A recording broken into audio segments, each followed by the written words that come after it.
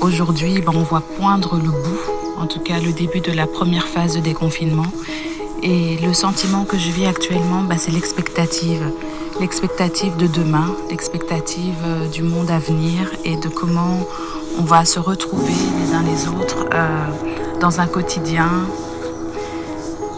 totalement différent et avec les séquelles de chacun. J'ai le sentiment qu'on a vécu tous différemment ce confinement et avec un certain trouble, plus ou moins mesuré en fonction de là où on en était chacun de nous. Voilà, où est-ce qu'on en était ?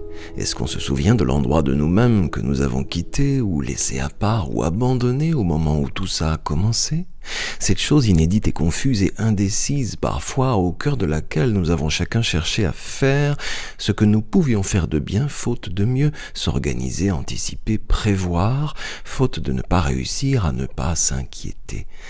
Tania vit ce confinement sur l'île de Groix avec son mari et ses enfants. Vivre confiné sur une île, voilà une métaphore étonnante. Une île au cœur de laquelle s'est posée la Bible, comme un arbre, un rocher, une enclave. Un environnement où la Bible, me dit Tania, a révélé d'elle-même une autre dimension. Je lui demande de m'expliquer. Elle devient vraiment réelle, je la vis de manière concrète chaque jour, un peu plus. J'essaye de l'intégrer vraiment dans l'essence, dans mon quotidien. Quand on lit la Bible, on voit toutes ces histoires d'hommes et de femmes qui ont vécu des choses incroyables. Et là, avec ce virus qui nous contraint à une vie autre, dans un jamais vécu, jamais vu depuis toujours. En fait, c'est la première fois qu'on vit ce qu'on vit aujourd'hui. Et je me dis, waouh, en fait, ça devient réel. Dieu ne nous a pas promis que ce serait facile. Il ne nous a pas promis qu'on n'aurait jamais de soucis. Il nous a promis qu'il serait là. Et il est là. Et ça, c'est super beau et intense. Cette crise vient mettre à jour ce qui est fort en nous, en donnant sens à nos facultés de résistance, de résilience et de patience, mais aussi la part de nous la plus nue, la plus fragile. Elle nous contraint à reconsidérer la relation aux autres, à réapprendre à miser sur l'intelligence de chacun et sur l'intelligence collective, clarifier les mécanismes de décision au sein d'un groupe comme la famille, accepter de renoncer à l'efficacité pour laisser plus de place à la fécondité, se rappeler que l'être prime sur le faire, comme le rappelle Yves Armel Martin, le passionnant fondateur du Bureau des Possibles, dans un post qu'il publie ce matin. Tous ces mécanismes du changement, ils sont vécus au sein des familles confinées, évidemment, et Tania me dit que pour elle, oui, ça a été un fameux défi. Heureux, mais fameux. Alors en tant que maman, ce confinement m'a beaucoup appris.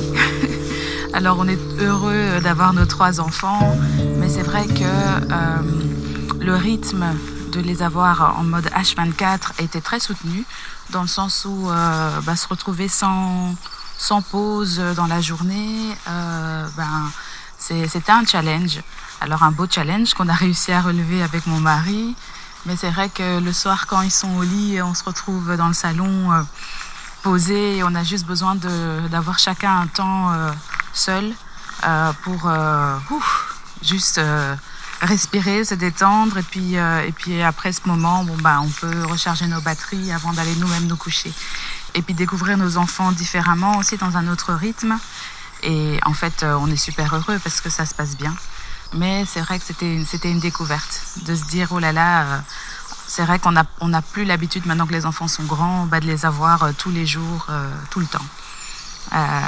Donc ça a été un challenge. Quand je lui demande de me parler de son intérieur Bible, très vite Tania m'envoie ses réponses. Elle me dit qu'elle est partie marcher sur l'île seule ce matin, que ce moment compte et raconte, et particulièrement la force de cette parole d'Ésaïe qui sans cesse revient vers elle, parce qu'au début, c'était un peu chahuté pour elle. Pour moi, le confinement a commencé dans des circonstances particulières. J'étais en trekking dans le désert avec un groupe. Et ce verset s'est vraiment déposé en moi et m'a aidé à tout traverser. Déjà à rejoindre ma famille, vivre un rapatriement. Et puis arriver auprès des miens au quotidien, de me dire, ouais, le calme et la confiance. Et ce calme et cette confiance se trouvent vraiment en Jésus, se trouvent vraiment en Dieu. Et pour moi, ça veut vraiment dire à vivre chaque émotion avec lui. L'émotion nous vient comme ça, de manière forte, en tout cas chez moi, de manière très intense. Et en fait, elle ne me déstabilise pas. Je la laisse monter et je puise ce calme en Dieu et je me dis waouh, c'est quand même beau de vivre une émotion, même si elle est stressante et angoissante, quand on se trouve dans le calme et la confiance du Christ. Et c'est ça que je vis en fait chaque jour au quotidien. Quand une inconnue, quelque chose vient un peu me faire trembler, j'ai cette paix, cette confiance dans le Christ qu'il est là et que quoi qu'il arrive, il est là. Que voulez-vous faire, dit le prophète, fuir à cheval? Et resterait-il alors de vous une trace, comme un signal au sommet d'une montagne, un drapeau planté sur une île? Allez, restez tranquille, dit-il. Celui qui vous aime se lèvera pour vous montrer sa tendresse. Pour l'instant, soyez confiants, calmes et patients. Attention, la Bible peut faire gravement du bien à la santé. Elle ne contient ni diluants, ni agents toxiques, ni substances allergènes.